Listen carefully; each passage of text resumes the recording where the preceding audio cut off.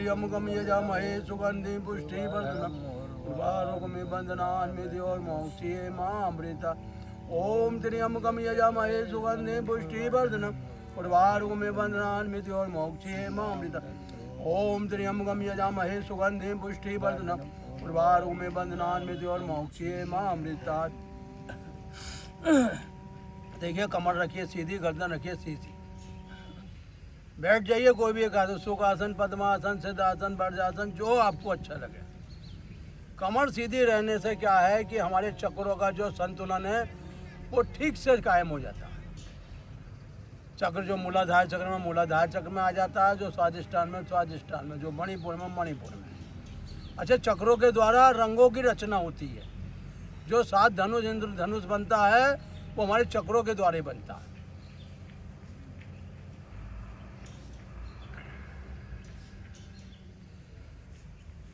जो हमारे शरीर का रक्त लाल है वो मूलाधार चक्र के कारण है। अगर व्यक्ति का मूलाधार चक्र कमजोर पड़ जाए तो शरीर में रक्त की कमी आ जाती है।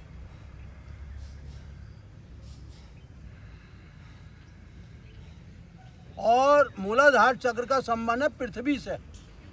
पृथ्वी का मतलब मांसपेशी हड्डी से। अगर ये जो कमजोर हो जाती है शरीर के अंदर तो फिर रक्त भी नहीं बनता। इसलिए सीधे बैठते हुए बिल्कुल कमर गर्दन सीधी करते हुए मूलाधार चक्र में ध्यान करना चाहिए कि जब श्वास बाहर निकले तो मूलाधार चक्र को ऊपर की तरफ खींचते हुए अपना जो थोड़ा जो उस भगवान का चिंतन करना चाहिए और नारायण का चिंतन करना चाहिए। श्वासों को नासिका के द्वारा खींचते हुए फेफड़ों तक पहुंचाना चाहिए। और जब फेफड़े पूरे हमारी छाती फूल जाए तो सहज भाव से छोड़ देना चाहिए।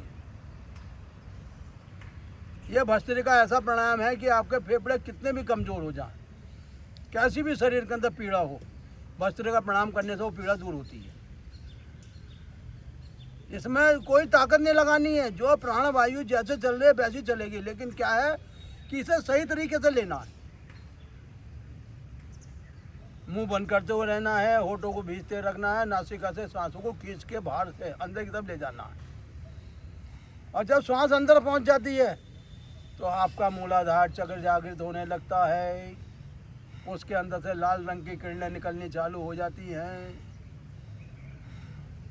लाल रंग की किरणों के कारण शरीर के अंदर कभी खून की कमी नहीं रहती। लाल कणिकाएं और सफ़ेद कणिकाएं शरीर के अंदर दोनों बनती हैं, जिससे आपके रक्त की शुद्धि बनी रहती है। देखिए, शरीर का जब ताप बाहर के ताप पे आधारित होता है तो उस बॉडी को आपकी जो ठंड लगती है। लेकिन जब आप भस्त्रिका करते रहोगे तो बाहर का ताप भी आपके शरीर के अंदर प्रवेश नहीं करेगा।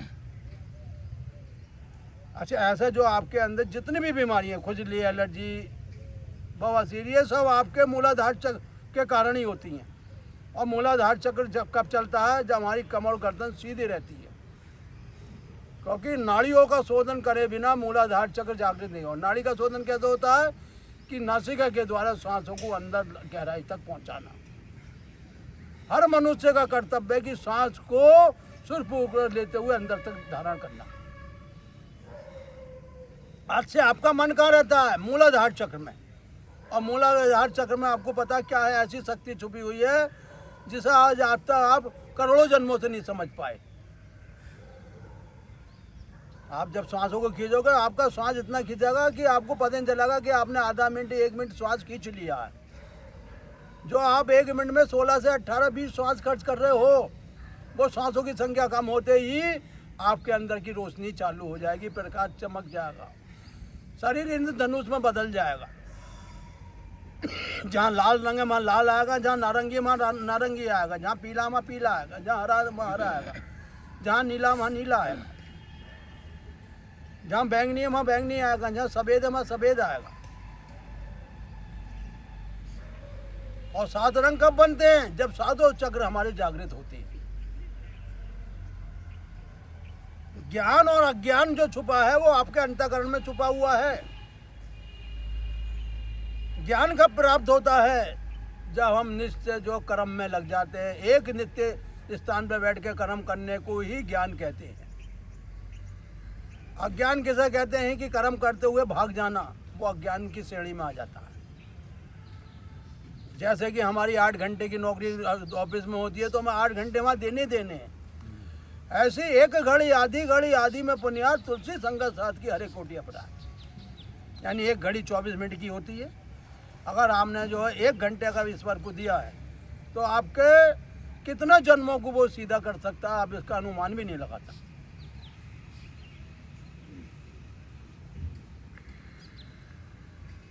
एक दाना धरती में गिरोगे तो वो हजारों में बदल जाएगा। एक पुण्य अच्छा कर्म करोगे तो वो लाखों में बदल जाएगा।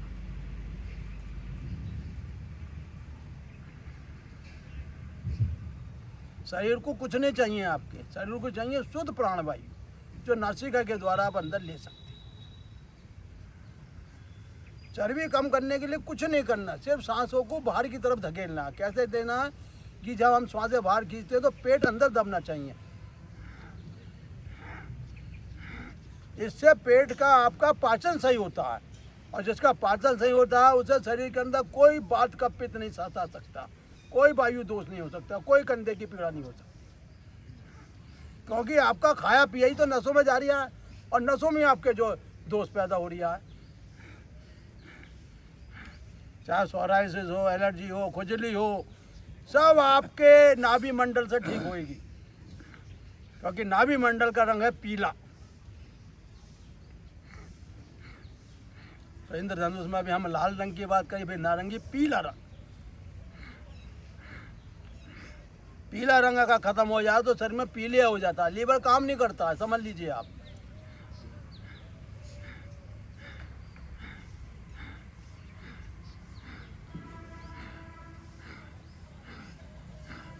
हार्ड को कहते हैं अनाहत, जिसका कोई अंत ही ना हो, जिसमें भगवान हर समय वास करें, लेकिन हम उन्हें याद नहीं करते तो वो वहां पे अपना स्थान ही नहीं बनाते।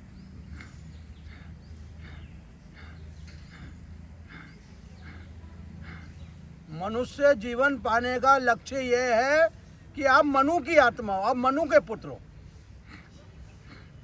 जो इच्छा उस वंश में पैदा हुए।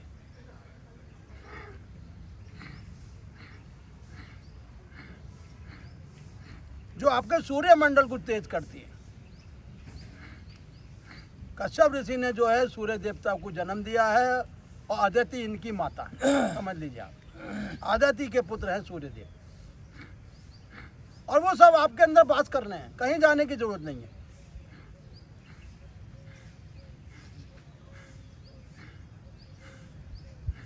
जिसका चंद्र ग्रह बिगड़ जाता है उसके जीवन में जो बेचैनी आ जाती है, वो रोगी हो जाता।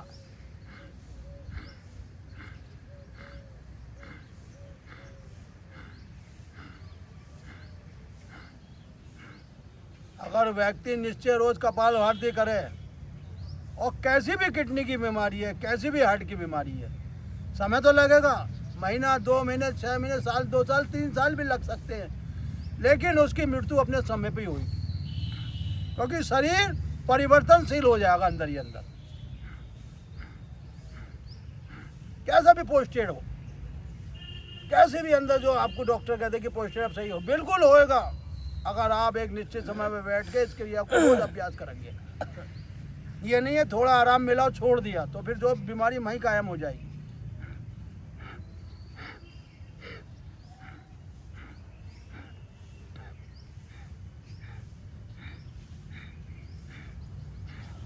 देखिए, किडनी जब सिकुड़ने लगती है तो लघु शंका का फोर्स हल्का होता है, और हल्का होता है वो फिर रुकता रहता है, फिर व्यक्ति उसमें जो चक्कर ही काटता है। इसलिए आप नित्य कम से कम 15 मिनट तो कपालभाति को अपने जीवन में देने का लक्ष्य बना, एक टाइम बना में कि हमें समय जो है, इतना समय जो है हम अपने शरीर को देना है, क्योंकि शरीर ने हमें जीवन दिया है। अगर शरीर हमारा बीच में रोगी हो जाता है तो हमारा कितना भी सगा हो, 1-2 दिन हमदर्दी दिखाएगा, उसके बाद वो भी जो दूसरे के सौंप देगा, बोले भाई आप देखो, डॉक्टरों को सौंप देगा। इसलिए अपने शरीर को स्वयं हमें इसकी रक्षा करनी है, स्वयं ध्यान करना है।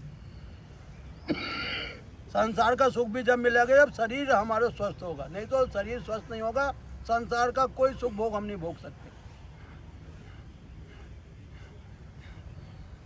देखिए, पेट है, जब पेट खिंचता है तो मूलाधार चक्र भी खींचने लगता है, क्योंकि गुदा चक्र ऊपर की तरफ आ जाता है। गुदा चक्र नीचे आने से शरीर के अंदर जो है पाइल्स की बीमारी होती है। इसलिए हमें पेट को खींचने का अभ्यास रोज करना चाहिए। इससे पेट के अंदर कीड़े नहीं बनते हैं। कीड़े बनते हैं बहुत छोटे छोटे, जो हाथों में रोग पैदा करते हैं।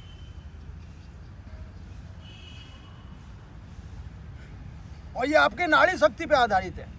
आपकी नाड़ी प्रबल और बलवान होती हैं तो आप 15-20 मिनट पेट को खींच के ऐसे रख सकते हैं। और ये है अभ्यास। करत करत अभ्यास जड़ मजबूत होए। अगर आप अभ्यास नित्य करोगे तो आपकी अंदर की जो जड़ें खोखली हो गई हैं वो मजबूत हो जाएंगी।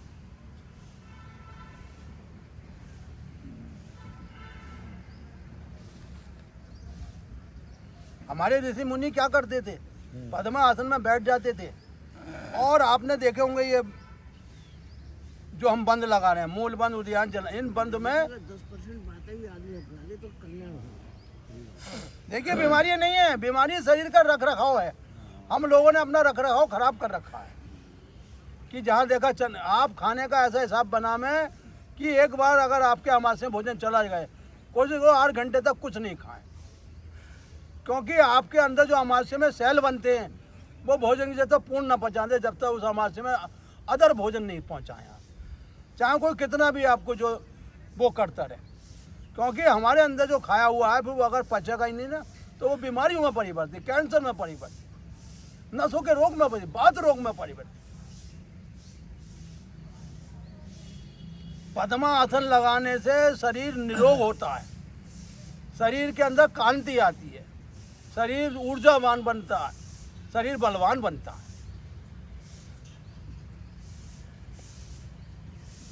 कैसे नहीं? ये तो ऐसे खिंचा रहेगा, अपनी जगह से हिल ही नहीं सकता फिर ये आपका पेट, क्योंकि आपने नाड़ियों पे विजय प्राप्त करी है, सांसों पे विजय प्राप्त करी है। अब हम आने वाले दिन जो नाड़ी शोधन कराएंगे वो ऐसा शोधन कराएंगे कि व्यक्ति की बीमारी जो 2-2 साल में सही हो रही है वो बहुत ही शीघ्र ठीक होगी। पैरों के तलुओं पे ऐसा लेप बना के देंगे कि रात को बांधोगे और जब सुबह को देखोगे तो पेट की बीमारी है खत्म, शरीर की बीमारी है खत्म। अब बाएं नाड़ी से दाएं नाड़ी की तरफ सांसों को छोड़ेंगे बढ़ते बढ़ते। देखिए शरीर को हमें मुर्दा घर नहीं बनाना है। जब आदमी बीमार होता है तो वो मुर्दे समान बन जाता है। शरीर को बनाना है नारायण घर, जिंदा घर, जिसे लोग देख के उसकी तारीफ करें। लोग उसके अच्छी आप ऋषियों के दर्शन करने क्यों जाते हो, मुनियों के दर्शन क्यों करने जाते हो? वो शरीर के तपोगुण, रजोगुण, सतोगुण से ऊपर उठ जाते हैं।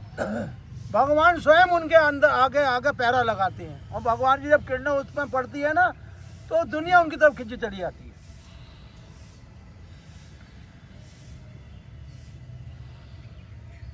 क्योंकि वो जो है इन गुणों से ऊपर उठ जाते हैं, उन्हें इन गुणों की लालच ही नहीं रहता है।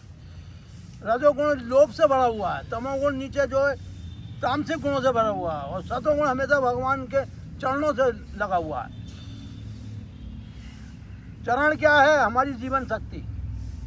जब हम ईश्वर के चरण छूते हैं तो हमें प्राण शक्ति मिलती है, जीवन शक्ति मिलती है। हम बड़ों के चरण छूते हैं तो हमें उनके प्राण शक्ति मिलती है, जो हमारा जीवन आगे उज्ज्वल और प्रकाशमान बनाती है।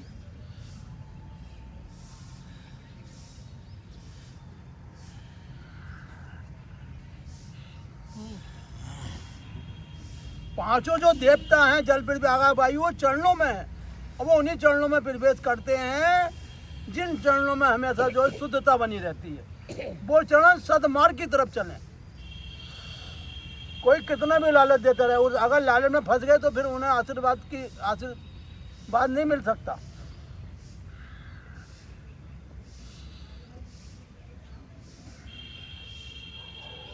वही प्रेमानंद जी हैं जो भैया ले आए और वही प्रेमानंद जी हैं जो आज हजारों लोगों को भोजन करा रहे हैं बैठ के। क्यों करा रहे हैं? कि वो अपने सतोगुण में टिके रहे। बीमारी होते हुए उन्होंने कभी नहीं माना कि मैं बीमार हूँ। बोले बीमार शरीर है, अंदर जो सांस है वो बीमार कभी नहीं होती।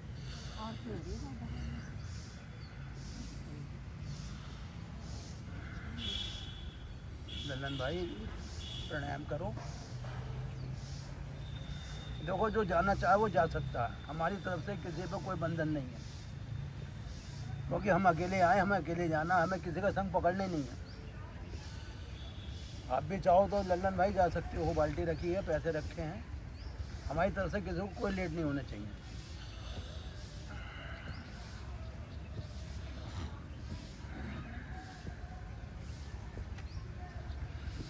इन नाड़ियों को खोलने के लिए बहुत परिश्रम करना पड़ता है। ये नाड़ियाँ बंद हो जाती हैं अंदर ही अंदर। दिमाग बंद हो जाता है तो दिमाग की सोच कमज़ोर हो जाती है। फेफड़े बंद हो जाते हैं तो फेफड़ों की गति कम हो जाती है। और ये नाड़ियों के द्वारा ही चक्रों को जगाया जाता है।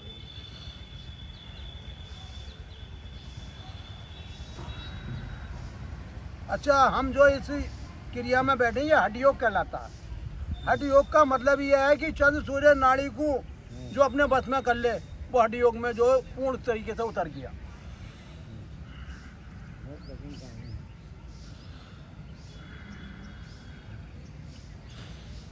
मजा तो तब है कि दुनिया हमारे धोरे आवे, हम दुनिया के धोरे ना जाएं, जब मनुष्य जीवन का लाभ है।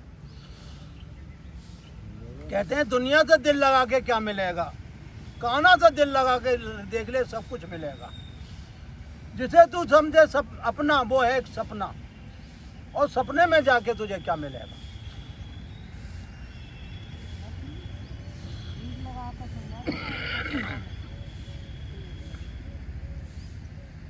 देखिए, शरीर के अंदर पवित्रता है। सांसें क्या है? पवित्र रूप है आपका, और यही आपकी आत्मा है। लोग कहते हैं पंडित जी आत्मा कहाँ रहती है? अरे तुम्हारी सांसें तो आत्मा है, पता नहीं कब निकल जाती हैं। अगर सांसों को थामना है तो सांसों को अंदर रोकने का अभ्यास बनाना है आप। अगर आपकी सांस 1 मिनट भी अंदर टिक गई तो आप अपनी आत्मा के दर्शन कर लोगे। आत्मा अपना प्रकाश छोड़ देगी।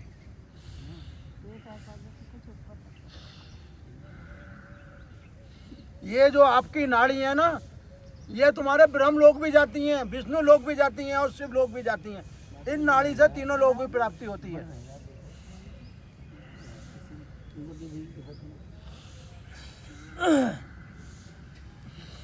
जिस दिन सांस शून्य हो गई, कानों को आवाज आनी बंद हो गई, उस दिन समझ लेना आपकी आत्मा आपके संग हो गई।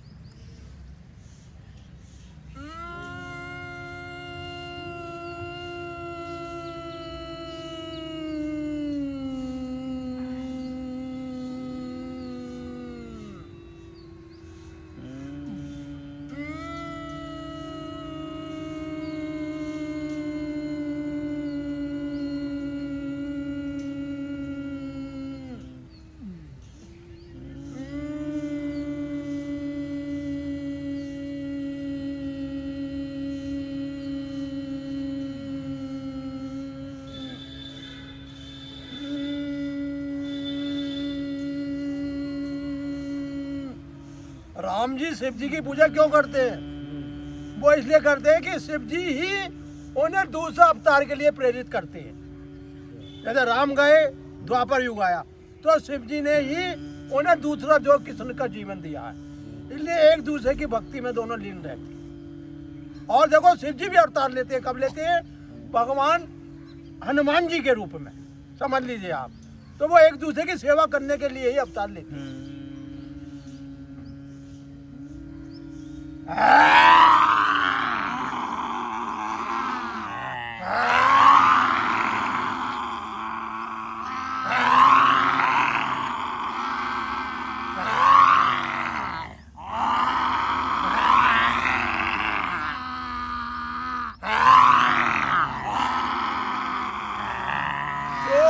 ब्रह्मांड में अमृत रहता है, वो टपकता है, और हलक में आते ही बीमारियों को छीण कर देता है।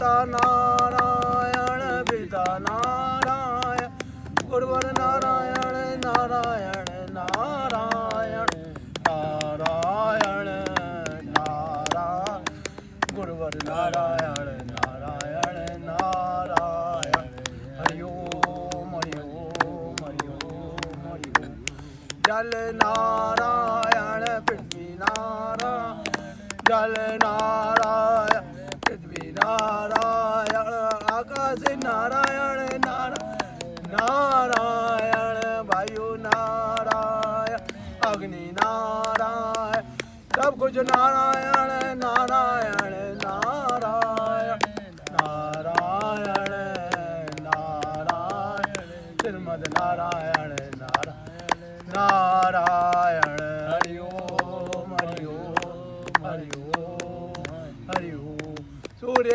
नारायण चंदा नारायण सूर्य नारायण चंदा नारायण सब कुछ नारायण नारायण नारायण नारायण नारायण गुरुवर नारायण नारायण नारायण हरि ओम हरि ओम हरि ओम हरि ब्रह्मा नारायण विष्णु नारायण ब्रह्मा नारायण विष्णु नारायण शिवजी नारायण नारायण नारायण नारायण नारायण गुरुवर नारायण नारायण नारायण हरि ओम हरि ओम हरि ओम शिव ओम राम ओम तेरे ओम सब कुछ ओम सब कुछ ओम सब कुछ ओम